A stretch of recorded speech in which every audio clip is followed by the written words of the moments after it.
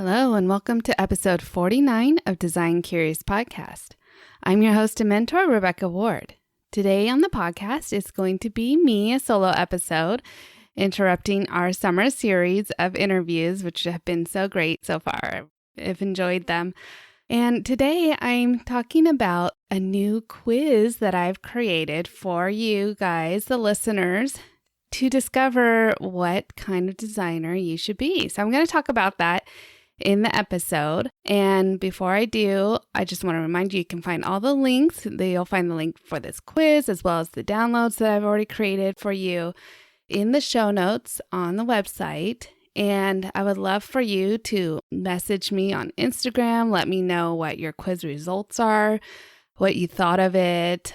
So far, it's been pretty accurate and fun for the people who have tested it out. And so I would love to hear if you think so as well. So go ahead and message me on Instagram at @OurWardDesign, and I would love to hear from you. So let's talk about the quiz. You're now listening to Design Curious, a place where you, creative one, are here to learn about what it really is like to be an interior designer. And I'm your host and mentor, Rebecca Ward. If you're worried about how to succeed in a creative career, if you're ready to learn your next steps to become an interior designer, and if you want the satisfaction of doing something you love every day, you are in the right place. Grab a coffee, a notebook, and let's dig into today's episode. Okay, let me tell you about this quiz. So it's just a simple one, and there's only 6 questions right now that you can take to find out what kind of interior design you should do.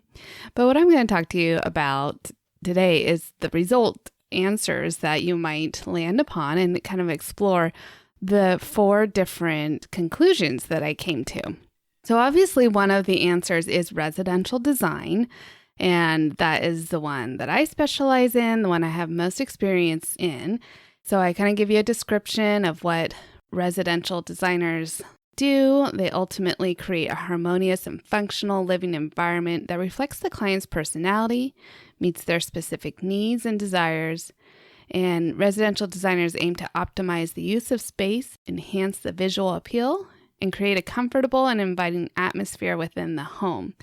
And residential design, of course, is varied within itself. You could be, like we've talked about before, a kitchen or a bath designer or both. You can just do decorating, you can just do remodels, you can just do new builds.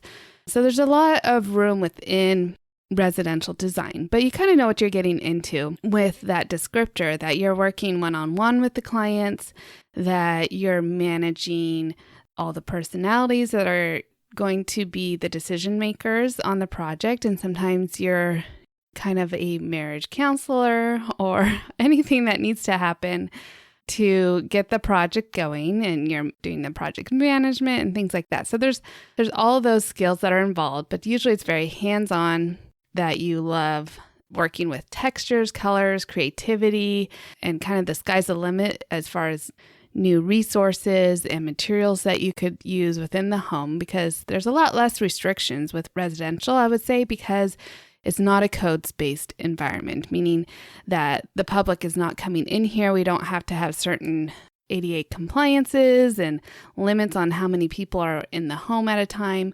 So there's a lot more freedoms for a residential designer to explore different types of fabrics and different furniture, different styles. And like I said, the sky's kind of the limit with residential design. And some people like that, but some people might not. They might want it more restricted. I would say that commercial design, it can be. Sometimes it's more freeing, sometimes it's more constricting, because you have to work within the codes. So one of the answers is commercial design. And under that umbrella, I include corporate design. So that'd be doing offices, businesses, their workspaces, as well as their public spaces. Healthcare, so that's designing, it could be a hospital, it could be medical offices, it could be more cosmetic offices, things like that. Any healthcare related offices where the public is coming, it could include that, as well as education is under this umbrella. So I would say, obviously schools, universities, anything like that. And those types of projects. I think of healthcare and education. I could be totally wrong on this, and I'd love for someone to come on the podcast and talk to us a little more about these areas. But I feel like that you are more constrained in the types of finishes that you use, that you can use, that you must use. You might have to have Cove vinyl base in the bathrooms, and you only have a choice of 10 or 20 colors, whereas like with residential, you don't have to just be limited to that one thing. You could do tile, you could do wood. So there are more constraints in commercial design because of the code's restrictions. So you want to make sure it's safe for people to be in that space. So it's the health and welfare and safety of the space that you're most concerned about, how people are moving through the space. There's probably going to be a lot more space planning. So you could be doing cubicle layouts in an office. The office layouts is definitely, I feel like, a puzzle of putting things together and finding, the hierarchy. Do you want the conferences to be in the corner with the windows, or do you want someone's office to be there? So like, how does that business work and flow? And so there's a lot of great creativity that comes through that as well. So that might be something that you're drawn to, so commercial design. The other answer could possibly be hospitality design. So we've had a couple of hospitality designers on the podcast already, and I'll put a link to those. Robert Ansel and Jessica Marshall of Brass Rose Interiors, both restaurant designers that we talked to. And so under hospitality, it definitely includes restaurant design, as well as bars or cafes, spas, resorts, boutique hotels, Airbnbs, things like that. That's all under hospitality. Hospitality designers ultimately desire to create a memorable and enjoyable experience for the guest by designing spaces that are visually captivating, functional, reflective of the establishment's brand identity and target audience, and they strive to strike a balance between aesthetics, functionality, and unique requirements of hospitality industry. So that, like I said, I think is a real fun area to work in. It's something that I have been interested in the past. Maybe I will pivot towards sometime in the future. But I think hospitality would be just so much fun to work in. I love visiting hotels, especially when I go to Las Vegas Market. I always stay in a different hotel and just look at the details and imagine what kind of drawings all had to go into creating just one little alcove of all the detailing on the wall and the ceiling and the floor and the layouts and everything. So I just think that is really fascinating. So that might be something that you also want to explore, would be hospitality design. And then the last answer that you can get in the quiz would be a new term that I actually just learned. So I should probably talk about this on the podcast sometimes. But I was looking for an umbrella that might cover retail, museum, exhibitions, set, and production design. And then what I found was a thing called Spatial Experience Design. And this is actually a new degree that is offered at several different universities now. And its focus is on these types of spaces. So it's like the retail and the museums and places that the public can go and enjoy the experience of the space.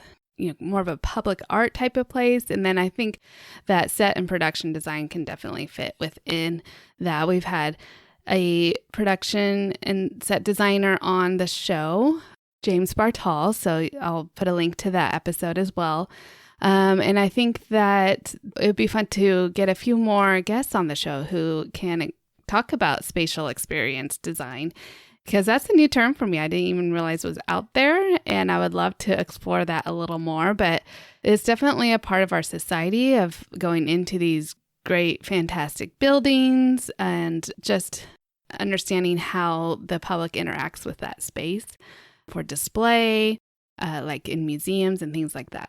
So that might pique your interest if that's something when you're going to like a museum or an exhibit and you're just really enjoying the whole experience of how they take the public through that space. And that might be a type of an interior design that you would want to do.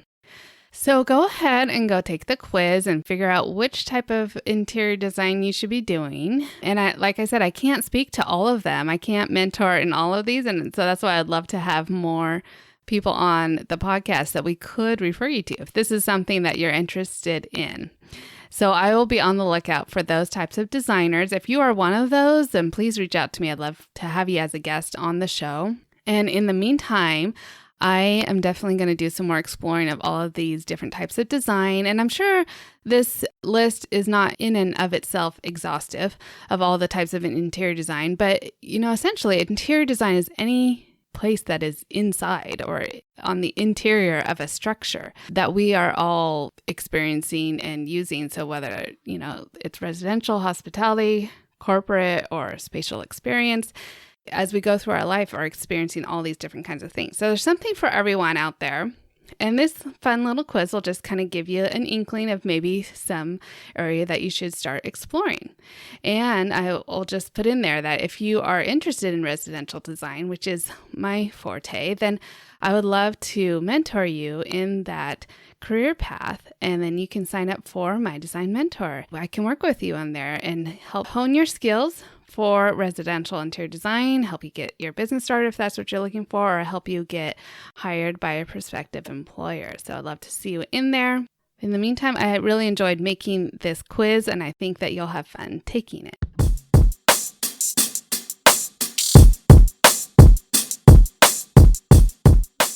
So I hope that you're intrigued to go find out what kind of interior design you should be doing.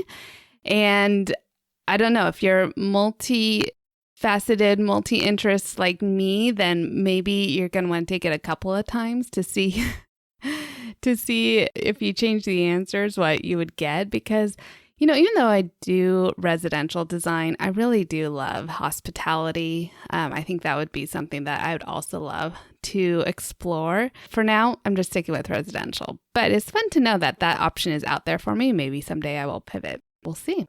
Okay, so like I said, you can find the links to that on the website.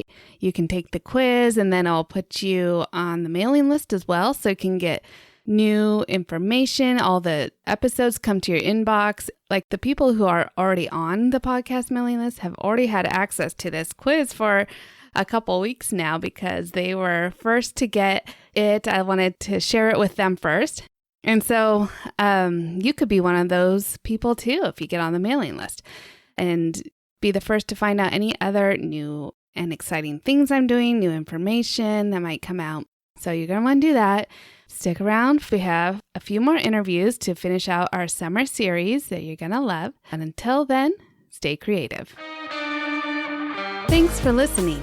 If you love this episode, please leave a rating and a review. This helps me reach other curious creatives like you.